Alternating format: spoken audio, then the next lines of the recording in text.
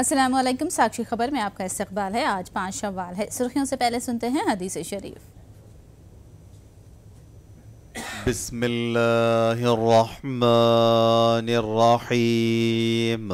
नबी करीम सल्लल्लाहु अलैहि वसल्लम ने इरशाद फरमाया, कोई शख्स मोमिन नहीं हो सकता जब तक उसका इरादा और उसके नफ्स का मीलान लाई हुई किताब कुरान के ताबे नहीं हो जाता।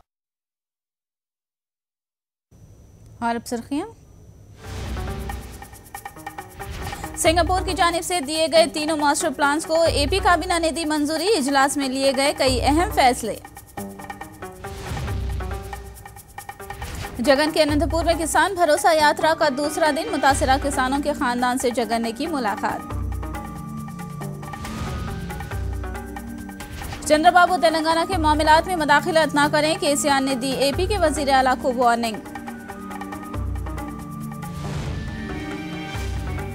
बीजेपी ने उत्तराखंड के वजीर आला हरीश रावत पर लगाया बदउनवानी का इल्जाम। रावत ने कहा इल्जामात हैं बेबुनियाद। और अब तफसील। सिंगापुर वफ्द की जानिब से अमरावती की तामीर के हवाले से दिए गए तीनों मास्टर प्लान्स को एपी काबीना ने मंजूरी दे दी है। इसके अलावा काबीना ने करनूल में सनतों के क़याम के लिए 2000 एकड़ अराजी मुख्तस करने का फैसला किया है। चंद्रबाबू की क़यादत में राजमंड्री में एपी काबीना का इजलास मुनाकिद हुआ, जिसमें जितना जल्द हो सके सरकारी महकमे जात को विजयवाड़ा मुंतकिल करने का फैसला किया गया।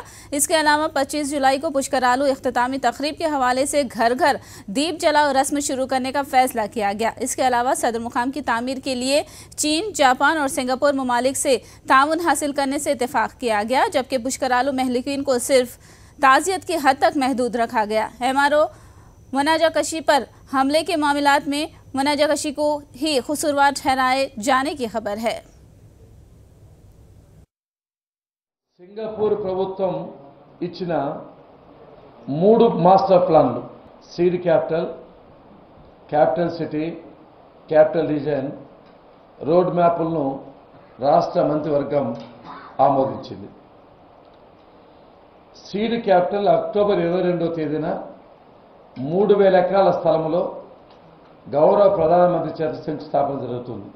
ఈ ల్యాండ్ ఇష్యూల మీద, ఈ క్రమబద్ధీకరణ మీద, ఈ వర్క్ ప్రాపర్టీస్ మీద, దేవాలయ భూముల మీద అన్నిటి మీద కూడా ఒక మంత్రివర్గ ఉపసంఘాన్ని నిర్ణయించి అన్ని రెగ్యులరైజ్ చేయాలి. గవర్నమెంట్ భూమిని ఎవరు ఆక్రమించినా కూడా ల్యాండ్ గ్రాబింగ్ మాత్రము అతి సీరియస్ తీసుకొని ల్యాండ్ను పరిరక్షించడానికి ప్రభుత్వం సిద్ధంగా ఉంది. ఎక్కడైతే ఫేక్ పట్టాదార పాస్ పుస్తకాలు వచ్చాయో వాటి మీద సమగ్రమైన విచారణ జరపాలని, ఇటువంటి చర్యలు పునరావృతం కాకుండా చూడాలని చెప్పి ఈ విషయంలో ప్రభుత్వం కఠినంగా వ్యవహరించాలని చెప్పి నిర్ణయం తీసుకున్నాం. अनंतपुर में जगन मोहन रेड्डी की किसान भरोसा यात्रा जारी है। जगन ने आज तीसरे मरहले की किसान भरोसा यात्रा के दौरान मुख्तलिफ मकामात पर आवाम से मुलाकात की। इस मौके पर जगन से मुकामी मुसलमानों के वफ्द ने मुलाकात की और उनसे नेक तमन्नाओं का इजहार किया। कल्याण दुर्गम असेंबली हल्के में जगन ने वायएसआर कांग्रेस पार्टी के दफ्तर का इफ्तिताह अंजाम दिया। जगन आज कल्याण दुर्गम के बोबल्लापल्ली, मोरीगुलू और वन्नी में मुतासिरा किसानों के खानदान से मुलाकात करके उन्हें पुरसा दे रहे हैं।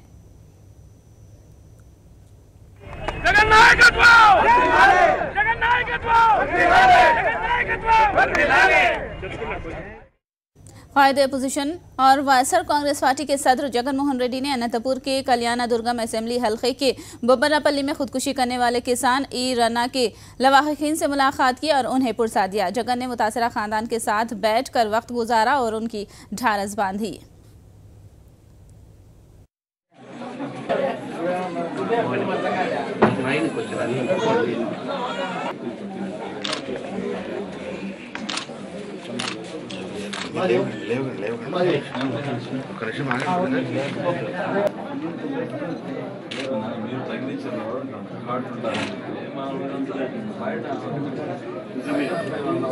Inter board of interference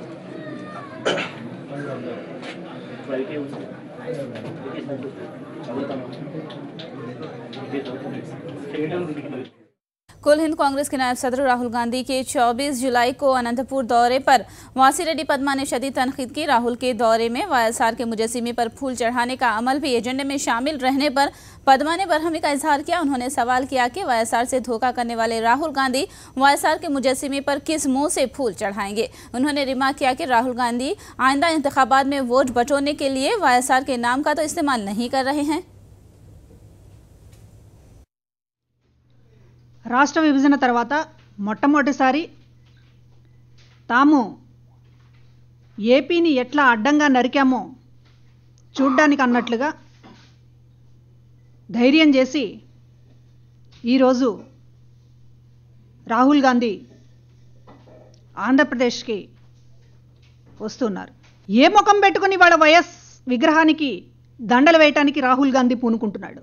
YS మరణం తర్వాత ఆయన మరణాన్ని తట్టుకోలేక చనిపోయినటువంటి కుటుంబాల్ని ఓదారుస్తానని అంటే జగన్మోహన్ రెడ్డి కొడుకుగా ఆయన బాధ్యత నిర్వర్తిస్తానంటే ఆయన వెళ్ళకూడదు అని చనిపోయినటువంటి వారి కుటుంబాలందరినీ కూడా ఒకే దగ్గరికి తీసుకొచ్చి ఒక మొక్కుబడిగా ఓదార్పుని చెయ్యమని చెప్పినటువంటి దౌర్భాగ్యపు చరిత్ర సోనియా గాంధీది కాదా అని అడుగుతున్నాం. రాజశేఖర్ రెడ్డి గారికి ఉన్నటువంటి ప్రజాభిమానాన్ని అంతా ఈయన కూడా దక్కించుకుంటున్నారనేటటువంటి అక్కసుతో మీరు తెలుగుదేశం పార్టీతో చేతులు కలిపి కేసులు పెట్టినటువంటిది నిజం కాదా? ప్రజల అభిమానాన్ని ఎంతో సంపాదించుకున్నటువంటి రాజశేఖర్ రెడ్డి గారిని అసెంబ్లీ సమావేశాల్లో కూడా మీరు ఇష్టం వచ్చినట్లు మాట్లాడి ఆయన మీద వేయాల్సినంత బురద వేసి ఇవాళ రాహుల్ గాంధీ ఏ ముఖం పెట్టుకుని రాజశేఖర్ రెడ్డి గారి విగ్రహం దగ్గరికి వెళ్తారని చెప్పి అడుగుతూ ఉన్నాం. तेलंगाना के वजीर आला केसीआर ने रविंद्र भारती में मुनाकिदा महकमे लिसानियात की तकरीब में शिरकत की। इस मौके पर तिरुमला श्रीनिवासाचार्य को डॉक्टर दासारथी साहित्य एजाज से केसीआर ने नवाजा। इस मौके पर तेलुगु अदब व सकाफत की नामवर शख्सियात ने शिरकत की। केसीआर ने बाबू को तेलंगाना उमूर में मदाखिलत से बाज आ जाने की वार्निंग दी।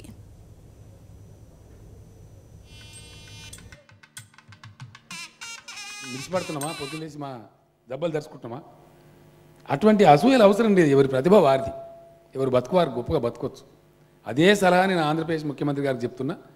మీరు ఇంకా ఇటువంటి భ్రమలు వీడి మీరు అమరావతులు కట్టుకోండి, ఆరావళులు కట్టుకొని మాకేం అభ్యంతరం లేదు.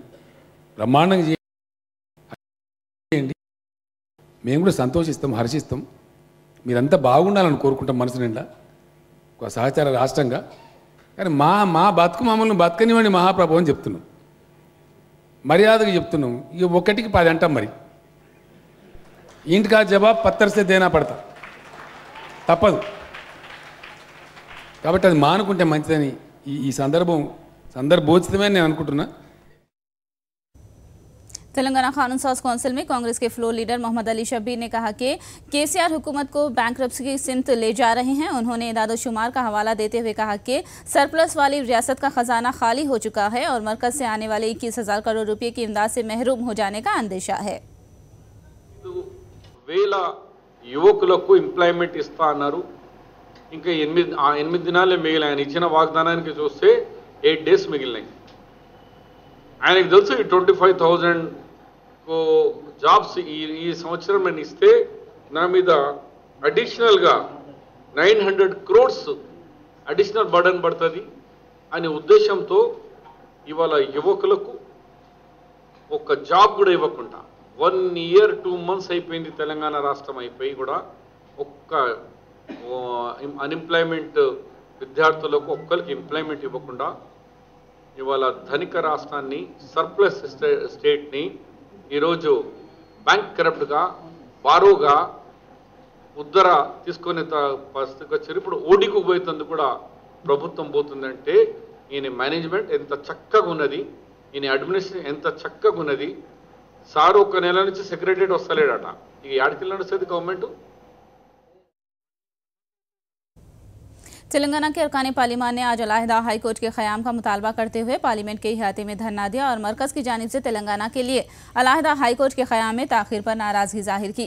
TRS का इल्ज़ाम है कि मरकज़ी काबीना में शामिल बाज़ वज़रा हाई कोर्ट के क़याम में रुकावटें डाल रहे हैं। TRS की MP कविता ने कहा कि उनकी पार्टी का एहतजाज उस वक्त तक जारी रहेगा जब तक तेलंगाना के लिए अलहदा हाई कोर्ट के क़याम के लिए फ़ौरी इक़दाम नहीं किए जाते। तेलंगाना अलग राज्य बनने के बाद तेलंगाना का हाई कोर्ट के लिए हमने बहुत बार मुद्दा उठाया है पार्लियामेंट में भी, लेकिन अभी तक सरकार की तरफ से कोई भी रिस्पांस नहीं है। हम ये मानते हैं कि इस सरकार में जो शामिल सीनियर कैबिनेट मिनिस्टर्स है वो हमारे हाई कोर्ट के मांग को रोक रहे हैं और हाई कोर्ट में जो भी जजेस है हमेशा हमारे गवर्नमेंट में सरकार के हर एक डिसीजन में अड़चन डाल रहे हैं। तो this is constitutionally our right और हमारे जो कॉन्स्टिट्यूशन वाइज का राइट है उसे फुलफिल करना चाहिए। मोदी जी को अब इस मैटर में इन्वॉल्व होना चाहिए। तो हम इस बार पार्लियामेंट सेशन में हर एक दिन पार्लियामेंट सेशन को स्थगित करने का कोशिश करेंगे। जब तक हमारे हाई कोर्ट पे डिसीजन नहीं बनता है हम तब तक एजुकेशन करते रहेंगे। अनकरीब बैंकों में तकर्रुरात होने वाले हैं। बैंकों में होने वाले तकर्रुरात में खवातीन को 33% नौकरियां फराहम करने के लिए TRS के MP विनोद कुमार ने मरकजी वजीर फाइनेंस अरुण जेटली से नुमाइंदगी की है। సంవత్సరము నుండి మొదలై వచ్చే 5 సంవత్సరాల వరకు దేశవ్యాప్తంగా 7 నుండి 10 లక్షల ఉద్యోగాలు బ్యాంకింగ్ రంగంలో రిక్రూట్మెంట్ జరగబోతుంది। కాబట్టి ఈ రోజు మహిళలకు 32% మనం రిజర్వేషన్ పంచాయతీరాజ్ వ్యవస్థలు ఇచ్చాము। అదేవిధంగా విద్యలో కొన్ని రాష్ట్రాలు 33% రిజర్వేషన్స్ ఇచ్చారు। నేను అరుణ్ జైట్లీ గారిని కేంద్ర ఆర్థిక శాఖ మంత్రి గారిని కోరడం జరిగింది, వెంటనే బ్యాంకింగ్ రిక్రూట్మెంట్ బోర్డుకి మీరు ఆదేశాలు ఇవ్వండి, వీలైతే చట్టం తీసుకురండి। 33% రిజర్వేషన్ ప్రభుత్వ రంగ సంస్థతో పాటు ప్రైవేట్ రంగంలో ఉన్న బ్యాంకింగ్ వ్యవస్థలో బ్యాంక్స్లో రిక్రూట్మెంట్ జరిగేటప్పుడు మహిళలకు ఇవ్వాలని చెప్పి డిమాండ్ చేస్తున్నాం। वोट के बदले नोट मामले में फॉरेंसिक की हतमी रिपोर्ट कोर्ट में आज पेश की जाने वाली है। इस केस से जुड़े अहम फरीकीन के ऑडियो और वीडियो टेप्स का जायजा लेकर फॉरेंसिक लैब ने पहले ही इब्तिदाई रिपोर्ट कोर्ट को सौंप दी थी। दोबारा मजीद बेहतर जांच के बाद लैब तफसीलात पर मुबनी रिपोर्ट आज कोर्ट को पेश होने वाली है। दूसरी जानिब से नोट के बदले वोट मामले में ACP ने रेवंत रेड्डी के मजीद हामियों को नोटिस जारी की है, जिनमें अलवनी नारायणा राजू और सैदुल शामिल हैं।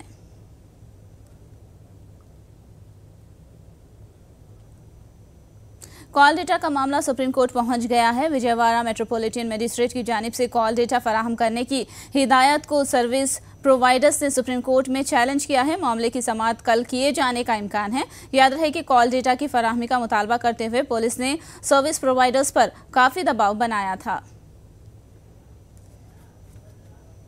फिलहाल एक ब्रेक के बाद खबरों का सिलसिला जारी रहेगा।